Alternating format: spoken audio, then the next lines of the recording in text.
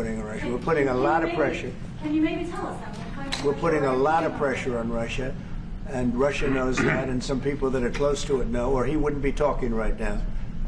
The Prime Minister understands that better than anybody. He wouldn't be talking right now. He's talking, and we're putting a lot of pressure. I think he wants to make a deal. We're going to find out very soon, but it takes two to tango, and you have to have Ukraine want to make a deal too, and they're being hit very hard, and I do believe they want to make a deal. Mr. President, you said that the Ukraine have to give some territory to win peace, among them Crimea. Do you stand by that? And I know that the former NATO General Secretary today has told you that he does not agree, and he believes in territorial integrity of the Ukraine. How will you deal with that with your allies? And do you stand by that Ukraine have to give? Former Secretary General happens to be right here, you know, so they can't put words in his mouth. He's been a great general, frankly. It was because that's what you are. Really, you're a general. But he's been a great Secretary General. We had a tremendous relationship, very successful, and I think he could speak for himself. He's right here. But do you still agree that Ukraine have to give some territory away to win peace? Well, it depends what territory. They've been fighting. They've lost a lot of territory. We'll do the best we can. Working with Ukraine, we'll do the best we can. But they lost a lot of territory. When you say Crimea, that was handed over during a president named Barack Hussein Obama. That had nothing to do with me, Crimea. That was 11 years ago with Obama. And they made a decision. There wasn't a bullet fired. There was no fighting. There was no anything. They just handed it over. Now they say, well, can you get it back? I think that's going to be a very difficult thing to do. That was given by Barack Obama when he was president, not by Donald Trump. Thank you, Mr. President. Mr. President, I had a long you meeting, have a peace Mr. President. proposal that you put on the table. It's a 30-day ceasefire proposal. Your national security team presented it to both Ukraine and Russia. 2 months ago, Ukraine agreed to that ceasefire proposal immediately. Russia has not. And my question is Russia the obstacle to peace based upon that, just getting to that 30-day ceasefire? I don't think so. I think that they both want peace right now. They're ready to do something. We'll see what happens. Complicated, very complicated. But I think they are both very much looking to make a deal. Marco, what would you say? Well, first of all, what was put before our partners was options to discuss about things that it would take to end a war. This war is endable. Both sides just have to agree to it. We've shown them a pathway forward. We've discussed those ideas. There was a good meeting yesterday. There'll be good meetings over the weekend. We've shown them the finish line. We need both of them to say yes. But what happened last night with those missile strikes should remind everybody of why this war needs to end. It's horrible those missiles landed. What's even worse is there are today people that were alive yesterday that are not alive today because this war continues, and the president wants to stop it. And everyone should be thanking the president for being a peacemaker and trying to save lives. That's what we're trying to do here. It's not our war. We didn't start it, as you know. But we're trying to end the dying. We're trying to end the destruction. And we've shown the path forward. We can see the finish line, but both of them have to get there. We're going to do everything we can to help them get there, but they have to ultimately say yes. Both and we are using a lot of pressure on both. You know, if you think we're just in there because we're nice people, and we are nice people, but we're using a lot of pressure on both. What concessions, Mr. President, and to your national security team, what concessions has Russia offered up thus far to get to the point where you're closer to peace? Stopping the war, taking the whole country. Pretty big concession. Mr. President, if you are going to take down the tariffs, what do you want Norway to buy more of from the U.S.? To buy more? Well, you don't need snow. You don't need skis. You don't need ski champions either, right? You have a lot of them. We just want to keep the relationship the way it is. We've had a great relationship. I think now maybe closer than ever, but we've had a great relationship with Norway. I think just keep it the way it is, kid. You can't do better. Really? You not even buy, say, a fight? Well, if they want to give us some additional concessions, that's okay. You can't do much better. Yes, Mr. yes. President, you had a long meeting with Norway today. You said that Norway is doing a lot of things right, but on the Ukraine, if I can ask both you and the Prime Minister, Did you find common ground today on Ukraine and the peace plan? Totally, it's totally common ground. The Prime Minister can speak about it, but I can just say he wants to see people stop dying more than anything else, and he'd like to see it end. He's going to help us end it. Mr. President, can I say that to move towards an end of this war, U.S. engagement is critical, and President Trump made that possible. That is clear, that is obvious, it's really happening. Now the important thing is that both parties have to know that they have to deliver, and they have to feel the pressure to deliver. Ukraine is under attack. They are defending themselves. Lives are being lost. And we believe very firmly that there needs to be a ceasefire, the initiative taken by the US some time ago. It needs to be respected. And then to move on to something which both parties can own. That is the complicated part in such a dramatic war. And here I believe Europeans and Americans working together, as we do much closer now. And I salute the team of President Trump of being, open in that process. We had a good discussion on this today. And then we have to move on, and we cannot lose time because this is too much drama happening. One thing is people losing their lives, but it is a bad thing for Europe, and it's a bad thing for the world to having such a broad conflict going on. It can have ramifications far beyond Ukraine. Mr. President, a follow-up question on China. Mr. President, I forgot my question. I wanted to ask about. It's all right. That happens to the It happens sometimes, yeah. No, Mr. President, I wanted to ask about the. Zelensky has said that he wants more Patriot missiles. So far, has been no response from the United States. If you and the United States decides to pull out of negotiating for peace, trying to broker peace, does that also mean a no on Patriot missiles, a no on sharing intelligence with Ukraine? Let's see what happens. I think we're going to make a deal. And if we make a deal, that'll be wonderful. We won't have to worry about your question. You can ask that question in 2 weeks, and we'll see. But I think we're getting very close. The Prime Minister feels the same way, and we'll hopefully not have to answer that question. Mr. President, Norway is the third country to be officially invited to the White House after Liberation Day. Why did you invite Norway so soon to the White House? Because I like them. And I like your Prime Minister, and I like the way your government runs, and I respect the King. He's highly respected in Norway. It's a great thing, not an easy thing to do. He's done a great job. Yeah. Would you like an invitation to visit the King? Absolutely. You get me that invitation. I just told the President he's welcome to visit Norway. President Trump, the first white party you said before that you like the Norwegian petroleum fund, and I'm wondering if that has been up for discussion today, the way that we have structured our money and whether. Please. Well, this fund was created in the late 1990s to save for future generations the income from oil and gas. Norwegians should continue to work as hard, dedicated, innovate and move forward, despite having these incomes, which we happen to be in the period of our history where we can harvest, and we have transferred that into investments, half of them, by the way, here in the United States. Mm-hmm. So I think this is a model which we have been able to explore. If we can share experiences, and we do with our colleagues in the US, you never copy this one-to-one, but there can be techniques and way of working that we have used in organizing our fund. Jens Stoltenberg was the finance minister when the first dollar entered that fund. So he is a safe hand to have as a finance minister today. What do you say?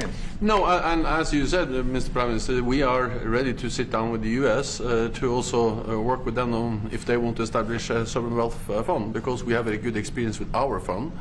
And I think that one example of how we work together with the United States is that half of the fund, close to $1 trillion US, are invested in the United States, mainly in equity, but also some in fixed income, including government bonds. So This is an expression of trust in the United States, expressed by the strong investment of the Sovereign Wealth Fund. Then just briefly on Ukraine, since it was mentioned, we had a very good and extensive discussion about Ukraine, the path forward to peace. And as the Prime Minister said, we commend the US for pushing forward to try to find a negotiated solution. At the same time, we need to continue to support Ukraine, and therefore I'm proud that Norway has actually tripled the military support to Ukraine, and this year we will allocate close to $8 billion to Ukraine. That will strengthen them and also their hand on the negotiating table.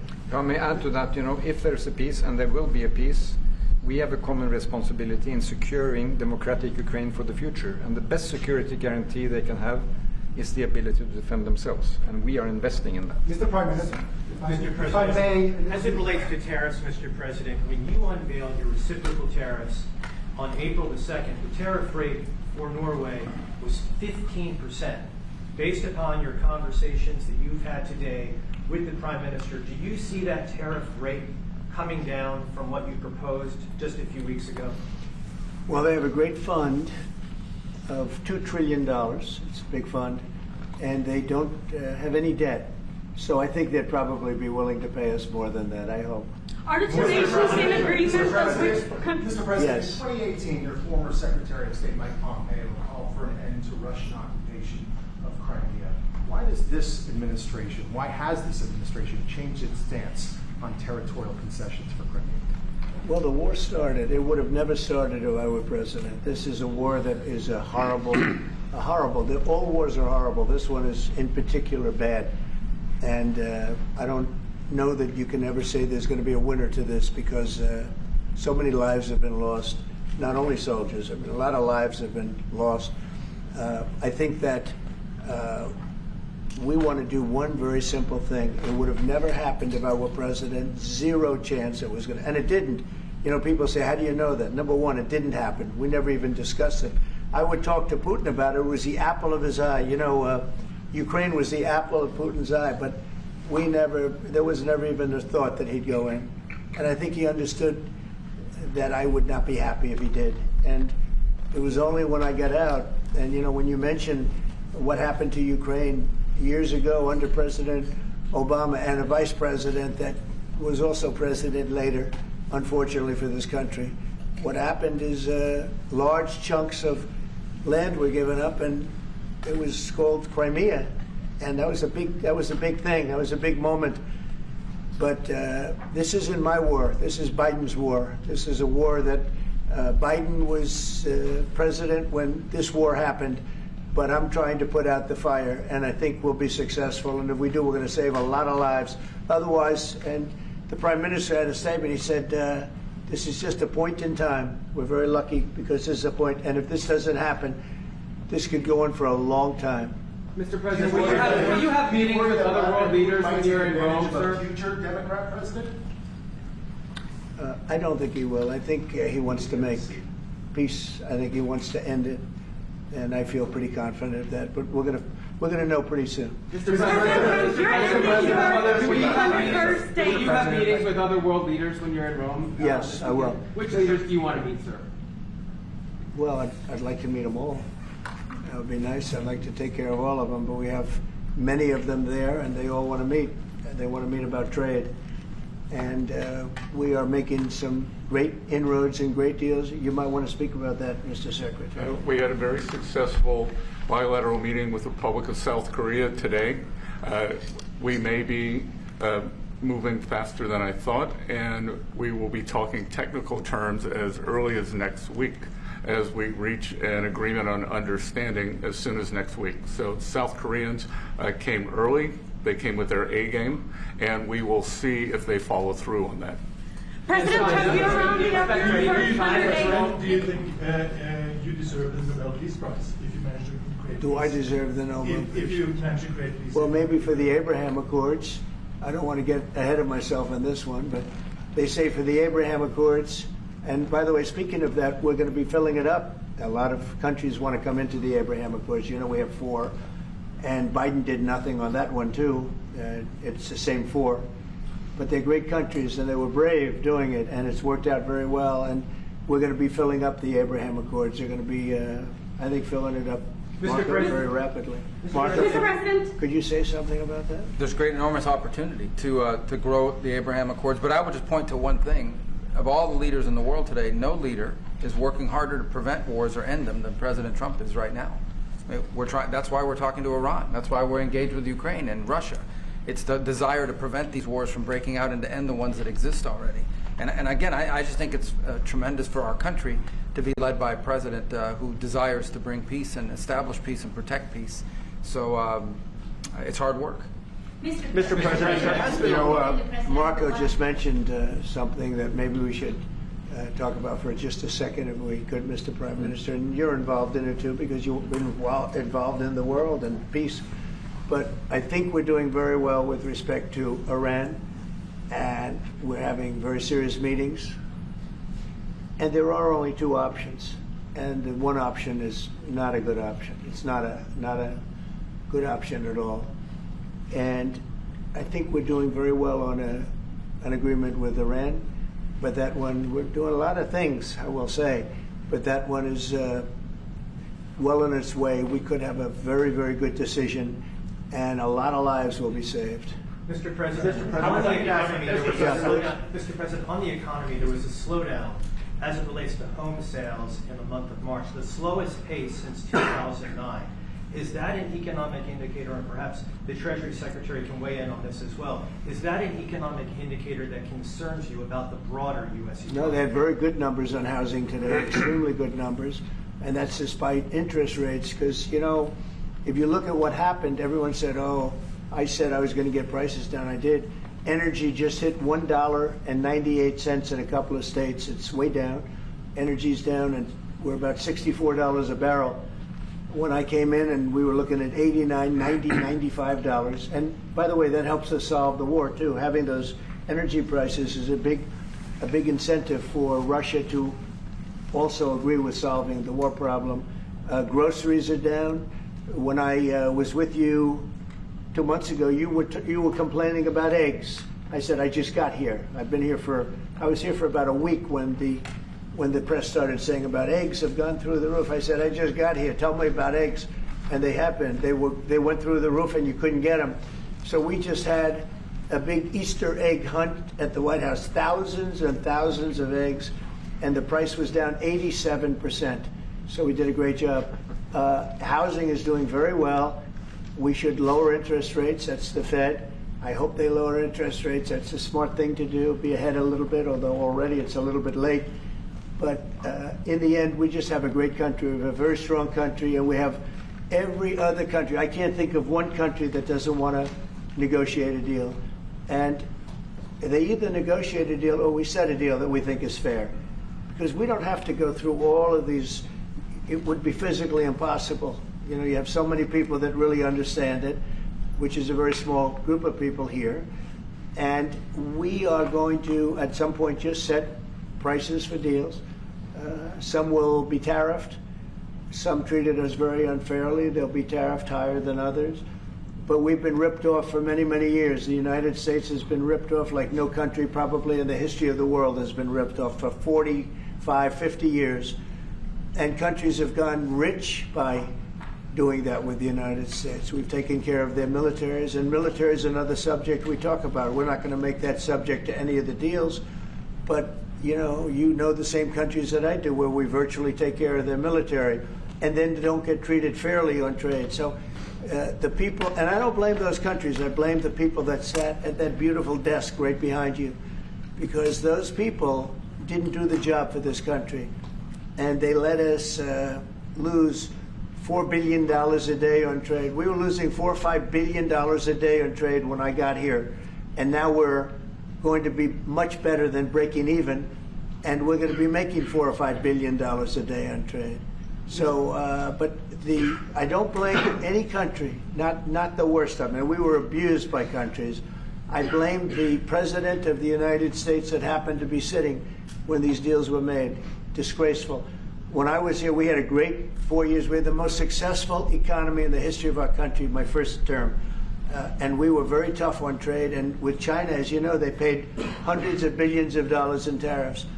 but nobody else ever did that. China paid not 10 cents to any other president. And but not only China, virtually every country got away with murder. And we just can't let that happen. Thank you very much, everybody. Thank you very much. Appreciate it. Thank you very much.